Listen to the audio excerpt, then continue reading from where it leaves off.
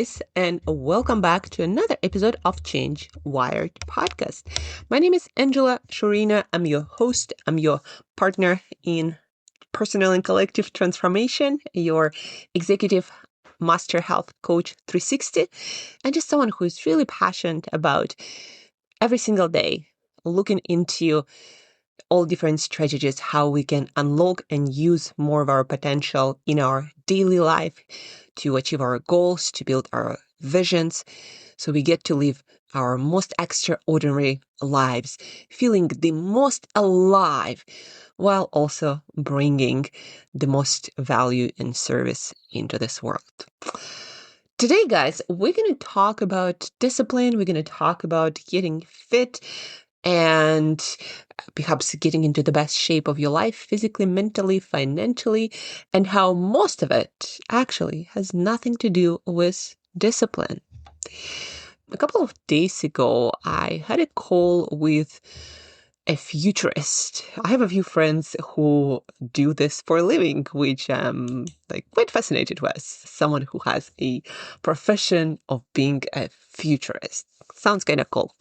But anyhow, so on the call, we discussed different ways how people approach future casting, future creation, or building certain goals and visions, and what some strategies are, and where he considers future casting or future forecasting where he considers it goes wrong and how to do it better.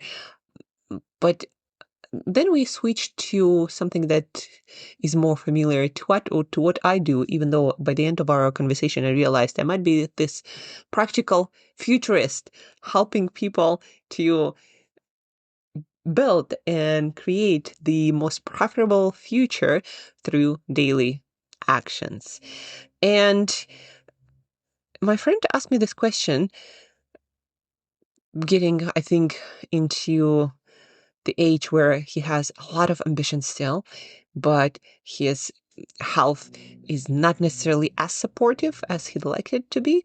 So he wanted to figure out how to improve his health, his fitness, to fuel his ambitions and the vision that he still wants to build for his life, for his career, for his impact.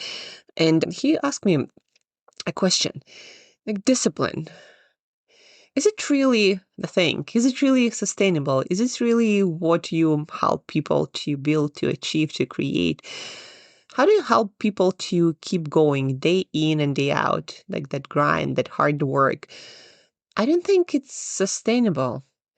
What do you usually recommend people to do? And what I realized at this point, I think I realized it quite some time ago, that I don't actually teach discipline.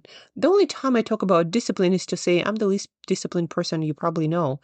And when people see the way I look and that I'm so healthy or quote unquote strict with my diet, with my sleep regime, with my training, somehow people assume that I'm disciplining myself into it, or that I don't eat ice cream or sweets and don't do a lot of things that people consider temptations and vice. And again, people think that I somehow discipline myself into it, and that when clients come to me working on their health and fitness, their eating habits, their drinking habits, sometimes all these habits that they would like to do less of or eliminate to move towards this aspiring vision of self and their life a lot faster versus getting in their own way of achieving their goals.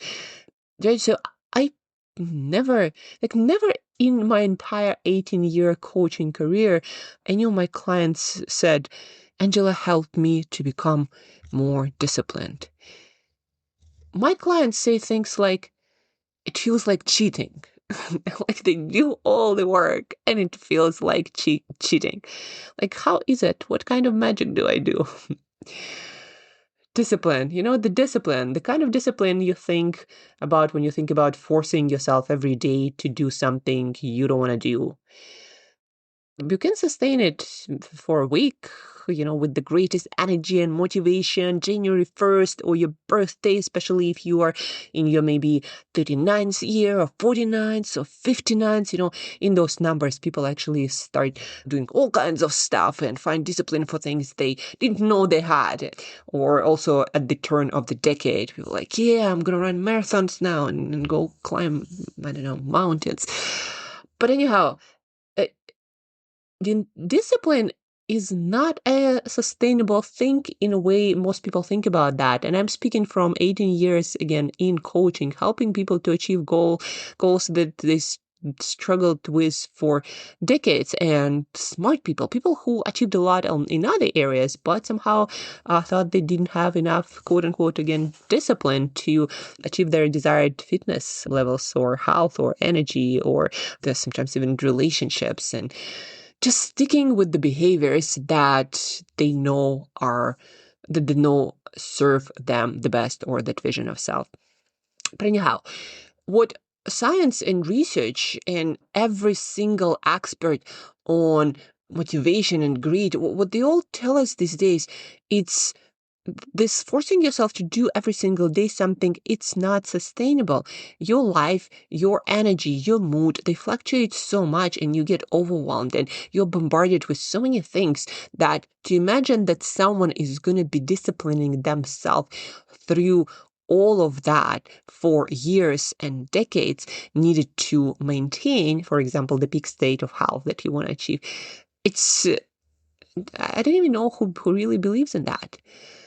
You can't sustain it usually for even 2 months. The research shows that all New Year resolutions, for example, are done or dead by February. People make them and have some discipline for sometimes even a couple of months. Usually most people drop out actually by the end of January or even at the 2-week mark.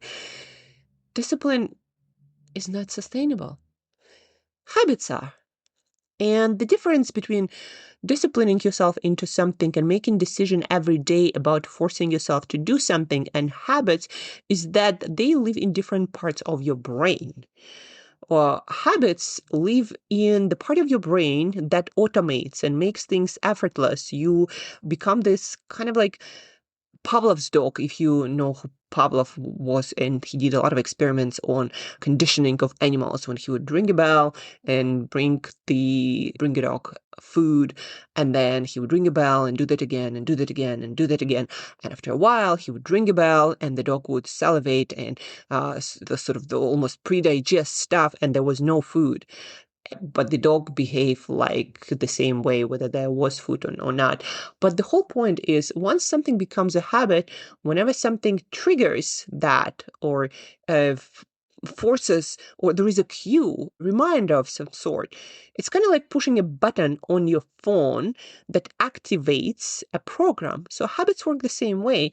There is a trigger, you see something, you hear something, you feel something, somebody says something, reminds you of something, and you implement the program, and then you get some sort of payoff, and that is done without your conscious awareness or making any decisions. And it feels, like my clients say, like cheating.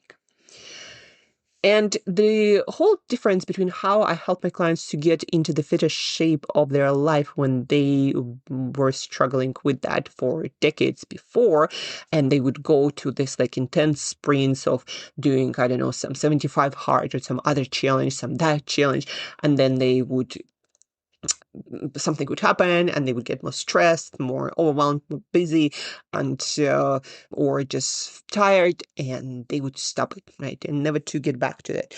Whereas habits, when you build them the right way, again, it's something that you do without even thinking about that, and it feels really easy and does not require any of your conscious effort, and it feels again like cheating. And therefore a lot of my clients would say, I feel like I'm living my life exactly as I would live my life, and I also do the things that I need to do to get the results that I want. And discipline is not a word ever that they use. But in order to build a habit, you can't build a lot of habits all at the same time. Unless you decide to only focus on building habits and you eliminate your work, your life, and you have no commitments, maybe then you can build a few habits at a time. Or if those habits are more like one habits, like a sandwich of habits stacked on top of each other, then you can build several habits in those conditions. But if those habits are still quite hard, quite different from what you're used to doing, and they require a lot of change on your part in your environment, and just a lot of still organizing and thinking, you still won't be able to build them. Or if they don't fit in the reality, in the context of your life, as soon as your motivation goes out of the window or something else becomes a priority, again, it becomes unsustainable because it becomes too hard. So the first thing, how I help my clients to get into the fittest self, that's mentally, emotionally improving relationship, or literally fitness, or going to bed on time, or stopping drinking, or started learning, or stopping scrolling. Like how I help my clients with all of these behaviors that's supposed to be a thing that the discipline is needed for. We build habits, and we build habits the right way. And the right way means making sure that the kind of habit that we build actually fits into the life that you have, not the ideal life. We build the habits in the way that survive your worst day, not just your best case scenario kind of day. And we build habits one at a time, and we follow a habit recipe that is backed by science. This is how our brain tends to automate things and make them into a habit, so then we can implement them without conscious thinking. Well, all of that to say, when we start working on something, I help my clients to start pacing themselves and focus on one habit at a time, so they can then focus on other priorities like their work, their relationships, their families, etc., while again changing this other area, like, for example, fitness. So we choose one habit because one habit is usually what you can focus some of your attention, organize yourself, so then to make it automatic before building another habit. Now, before you build a habit, it lives in the area of your brain that still needs to make decisions, that still needs some effort. You're kind of building a road for your neurons to travel along, so the action that you need to perform, let's say working out, is as fast and effortless and decision-free as it possibly can be. But before that happens, you need repetitions.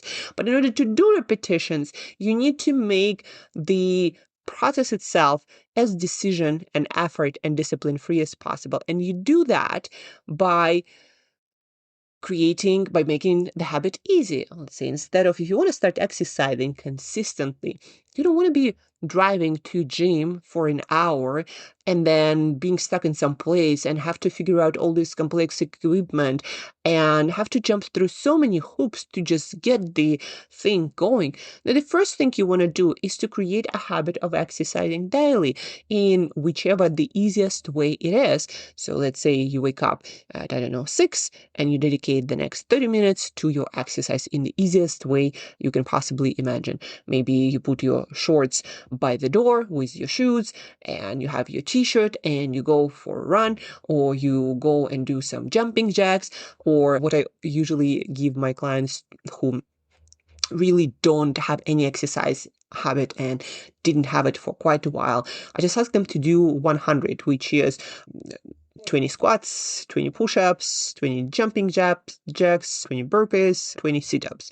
Right? That is the workout. 6 a.m., you do the workout, you're done for the day. And you do that for 2 weeks until that becomes like the thing that you do. Every morning at 6 a.m. for 30 minutes, you do your exercise. And we repeat it. So they wake up, they see their shorts, they put the shorts on, they put the shoes on, they exercise, they make themselves feel good by high-fiving themselves and rewarding yourself and creating positive emotion around what you're trying to do often and consistently is very important, because the habit is a function of emotion, not a function of just repetition. The higher, the more positive emotion you manufacture, you engineer, you make yourself feel, the faster you're going to wire the habit. That's why drugs are so addictive, because they give you such a huge dopamine spike, which is a positive emotion, a reward for accomplishing certain thing. So that's why, again, drugs are so addiction, like one and done, and you're addicted. Now, exercise is not like that, but it does produce dopamine. And if at the end you make yourself feel proud, you check some box, so you even more acknowledge the getting things done, the progress of the habit. And then you repeat it. 2 weeks for such a habit is a good way to wire initial habit. Now, habits, they say, are formed somewhere between 18 to 254 days.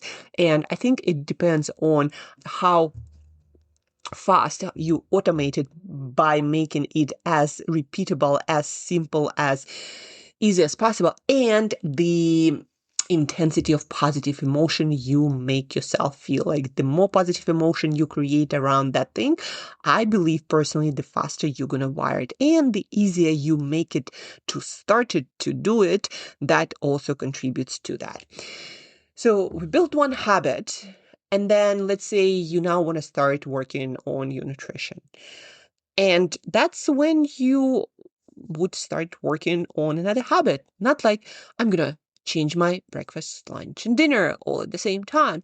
No, you're going to take one action. Like, I'm going to eat 3 eggs for my breakfast to add protein, nutrients, and maybe I'm going to stack with protein shake, right? So my protein is on point every single morning, because that is great for satiety, great for focus, great for not having cravings later during the day, great for maintaining stable energy and mood throughout the day, which all are important for improving all kinds of habits, right?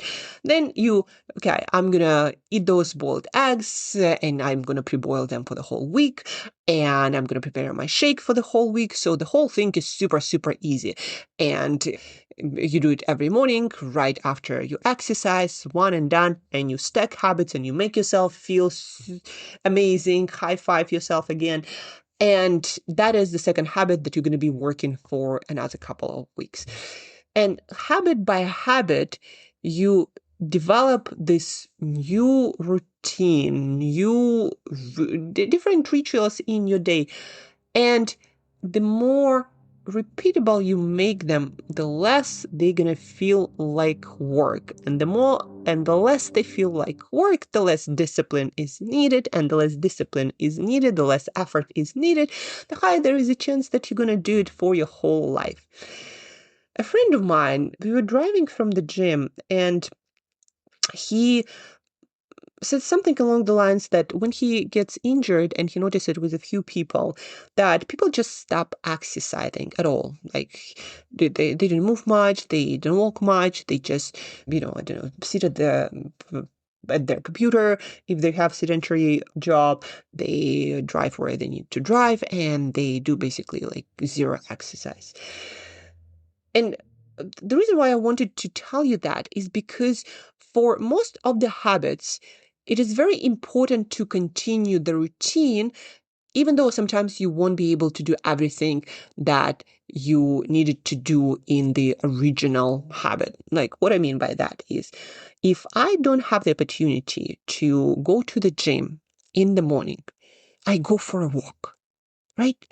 And I can walk in almost any condition. Even when I'm sick, I still can go for a very short walk. And so my routine still happens. I can still, do yoga or some type of movement in the morning. So routine is there still. And it becomes context independent. And I made decisions in advance. So when I can't do X, I'm going to do Y. When I can't do Y, I'm going to do Z. But I still keep the exercise habit going. The same with nutrition. If I can't get certain, protein or vegetable or something else, I grab whatever is the closest thing. Because of my education, I know that how to substitute foods, for example, really well. And that's what I also teach my clients. Like, if you can't get, your fish, you're going to get whatever looks like meat, fish, chicken, like protein. If you can't get your broccoli, you're going to get whatever else looks like vegetables, right? So we learn all these things, how to substitute food, so you get to eat either a healthy diet or you get to exercise no matter in what condition you are, whether you're injured or not. So you get to repeat the habit, and the more you again repeat the habit, the less discipline you need, and the less discipline then you need, the longer you're going to maintain that habit, even when you're tired, when you travel, when you don't have time, we're super busy. Your brain will almost demand you to do the habit. That's again how my clients feel, and my clients are super busy. They have like zero time for things they don't plan. They don't have time to sit on the couch, do nothing. They just do go, right? Because they love living their life to the fullest, and that's the only kind of client I work with. And in that condition, we still build new habits that they need to create a different state of health, of mental health, or they need to prioritize their work differently, or relationships, or maybe they now want to have more hobbies or have more fun, but still want to maintain, their performance at work, etc. The point is, I help my clients to build the right kind of routines in a smarter way, so their life feels like cheating and they still achieve the results, because this is the only way that is sustainable, not just for a year or a couple of years that we are together, but for their entire life. So it's a combination of understanding things better, but then also getting really, really good at building habits, not through willpower and discipline, but by creating the environment, the reinforcement loops, the scaling up, scale down routines, understanding how habits work in your brain. So then again, those are like automatic programs, push a button, implement, and get on with your day. And the reason, guys, why it's also so important to understand the how you can achieve results without discipline is because most of the bigger goals, or something that you want to achieve, you want to write a book, you want to build a multi-million-dollar business, you want to develop really great relationships, that also takes time, you want to build really great fitness and health, that might take us several years, right? Somebody wants, let's say, lose 30 kilos, and I had those clients. It's a multi-year project. It's not like you're gonna do it even in a year, unless you really want to make yourself suffer, and that's the only thing you're gonna focus for the next year. But it's a multi-year project, so those projects will require a lot of things done consistently, whether you want to do it, whether you feel like doing it or not, just a lot of habits. I always say that everything you want in life, long term, is on the other side of habits. Because everything you want in life, sustainably and long term, depends on you doing something consistently, day in, day out. It's like brushing your teeth. You don't choose to brush your teeth every day. You want to have good teeth for the rest of your life, you brush it twice a day for the rest of your life. I also teach my clients to take the right kind of supplements. I explain the science, etc. And they're like, so do I now take my multivitamin till the rest of my life? I'm like, do you want to feel good till the rest of your life? The science says that people who take that multivitamin feel better. Like, do you want this till the rest of your life? Do you want your healthy teeth till the rest of your life? Do you want to stay fit till the rest of your life? Do you want to have great relationships till the rest of your life? Yes, you kind of have to take it daily, to do it daily. And that is all about learning how to build habits, how to remove unwanted habits, and that's all there is to it. Yes, you gotta know like what habit exactly you need. Like, for example, if you want to build a business, there are multiple of the things you can be doing. You can't do them all at the same time. So the first thing is to figure out, and that's where coaching also is super helpful, because coach will show you, like, here is the thing that is missing that you need to implement first in order to get to the next stage. So then through, again, a combination of different habits and actions done consistently, you actually get to reach your goal. And a good coach will progress you through all of these steps, from habit number 1 to the habit number 2 to the habit number 3 to the habit number 4. They will help you to build skills through those habits, and those skills, when done consistently, you're going to create the result that you want. And usually the result that you want still requires some sort of habit and consistent actions in order to be maintained. So that is the process of coaching, of achieving goals, of achieving results. And that is the process that does not require discipline. It requires understanding what you want in life and what the price for that prize is.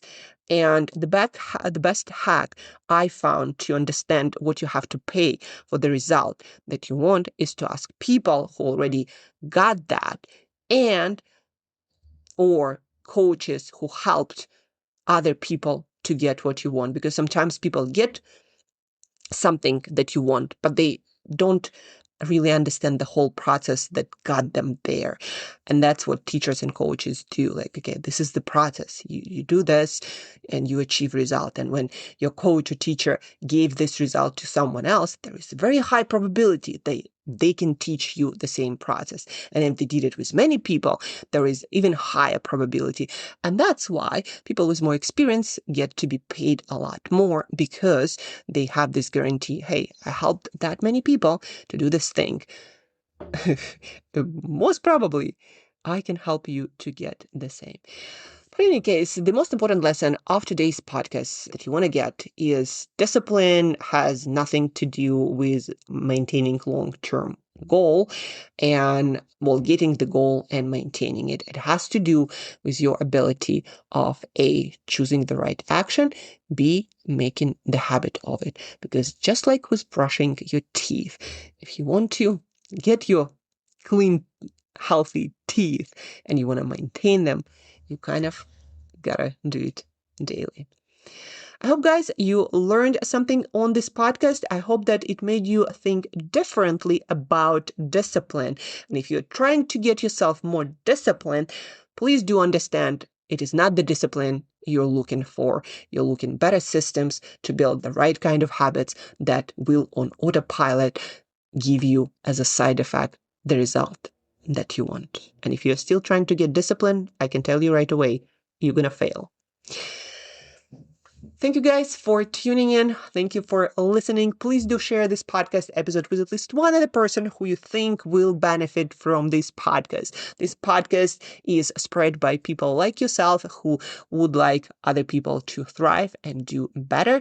We share this podcast. We are in 11,000 cities plus around the world on 4 or 5 continents. I think it was 5. So please do help this podcast to reach more ears eager to improve, learn, and get better. And till next time, keep growing.